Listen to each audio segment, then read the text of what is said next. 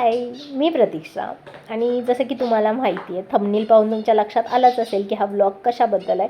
तर खूप दिवसानंतर आज मी लाँग व्लॉग अपलोड करते आहे. तर तुम्ही व्हिडिओ शेवटपर्यंत पहा. आणि आपल्या चॅनलवर नवीन असाल तर लाईक, शेअर आणि सबस्क्राईब करायला अजिबात विसरू नका.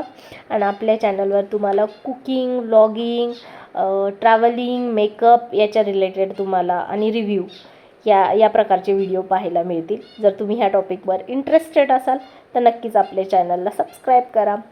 तर आमची निघाली आहे फॅमिली ट्रिप. लास्ट इयरपासून आम्ही ठरवले की फॅमिली ट्रिप गेली पाहिजे. त्याच्यामुळं आपल्याला आपल्या फॅमिलीसोबत क्वालिटी टाईम स्पेंड करता येतं. तर यावेळेस आमचं मालवण ठरलं होतं, पण दिवाळीमध्ये तुम्ही पाहिलं कोकणात खूप पाऊस होता, त्यामुळं आम्ही कॅन्सल केलं. कारण आमच्याबरोबर हा आमचा छोटं बच्चूसुद्धा आहे आणि त्याच्या हेल्थचा विचार करूनच आम्ही कॅन्सल केली होती ही ट्रिप.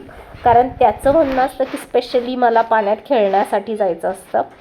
तर तिथे तर पॉसिबल नव्हतं, कारण बीच बंद केले होते. त्यामुळं ते कॅन्सल करून ठरलं देवदर्शन. तर पहिलं स्पॉट होता आमचा मसवड. आम्ही विचार केला आमच्या कुलस्वामीपासूनच दर्शनाची सुरुवात करावी. तशी तर ह्या ट्रिपमध्ये बरेच म्हणजे 4 पॉईंट तरी कवर करायचे होते देवदर्शनाचे. तर सुरुवात आम्ही मसवडपासून केली. कारण मसवडच्या सिद्धनाथ आमचं कुलस्वामी आहेत आणि म्हणून आम्ही सुरुवात तिथून केली. कारण आपलीच सुरुवात तिथून होते. तर ट्रिपचं काय घेऊन बसलं आहे. आणि चांगली गोष्ट आहे, काहीतरी निमित्तानं का होईना पण देवदर्शन झालं. तर सगळ्यांचंच होतं, सगळेच वर्षाला जाऊन येतात. फक्त मी आणि अंशूनेच मिस केलं होतं, कारण आम्ही 4 वर्षापूर्वी गेलो होतो. त्याच्यानंतर आत्ताचा योग आला होता.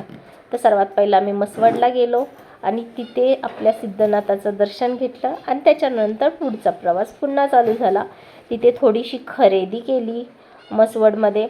आणि तुम्हाला तर माहिती आहे, लहान मुलांचं काय बघेल ते मागत असतात. पण त्याला आधीच सांगितलं की इथं घेतलं तर पुढं भेटणार नाही म्हणून. ते मला वाटतं मी ते रेकॉर्ड नाही केलेलं. पण तुम्ही मसवडमधले ह्या आजूबाजूचा परिसर पाहू शकता. आणि तुमच्यापैकी कोणाचं कुलस्वामी मसवड आहे हे तुम्ही मला कमेंट करून सांगा. आणि आमच्या फॅमिलीमधलं एकच माणूस मिसिंग होतं, ते म्हणजे आमचे भाऊजी. तर ते बोलले की मी तुम्हाला नंतर नेक्स्ट इयर जॉईन करेन. आणि संध्याकाळचं जेवण तर आम्ही घरूनच घेऊन आलो होतो, कारण आमची ट्रिप दुपारी निघाली होती. आणि त्याच्यानंतर नेक्स्ट स्टॉप होता आमचा पंढरपूर. तर मी लाईफमध्ये पहिल्यांदा पंढरपूरमध्ये आली होती. आणि हे नेहमी मला चेष्टेनं बोलतात. जेव्हा मी त्यांना बोलते की कुठे निघाले, तेव्हा ते बोलतात पंढरपूरला निघालो येतेस. तर फायनली मला ते घेऊन आले आणि आपल्या विठू माऊलीचं दर्शन घडवलं.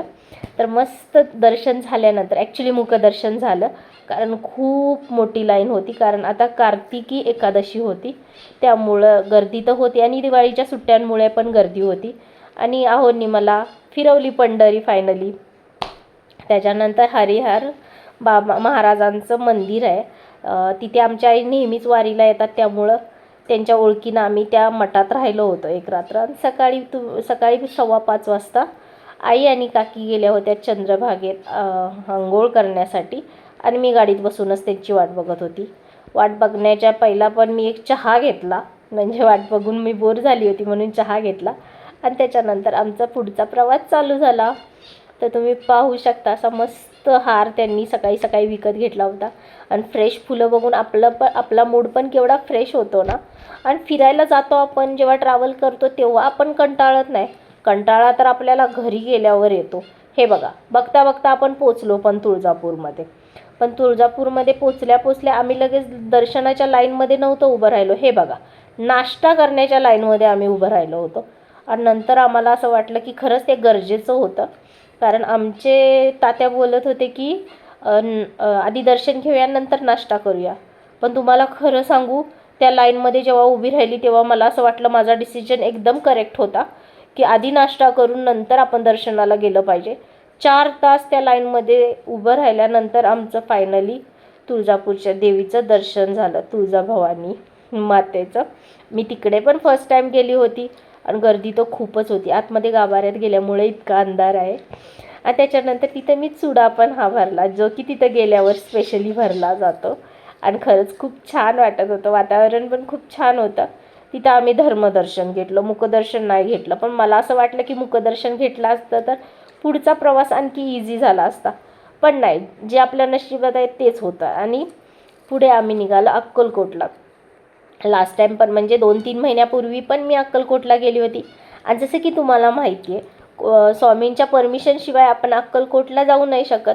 आणि अक्कलकोटला पण जायच्या पहिला आम्ही जेवून घेतलं.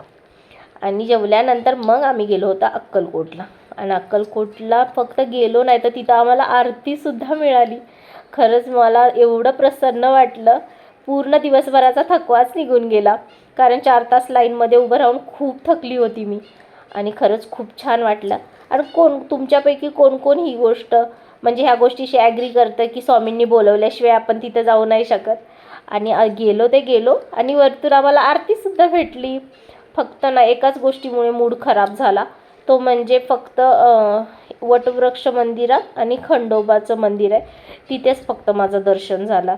अजून 2 स्पॉट राहिले. आता स्वामींना म्हटलं पुढच्या वेळेस तुम्ही जेव्हा बोलवाल ना तेव्हा मी कवर करेन. तर अशी होती माझी छोटीशी ट्रिप. तुम्हाला कशी वाटली हे कमेंट करून सांगा.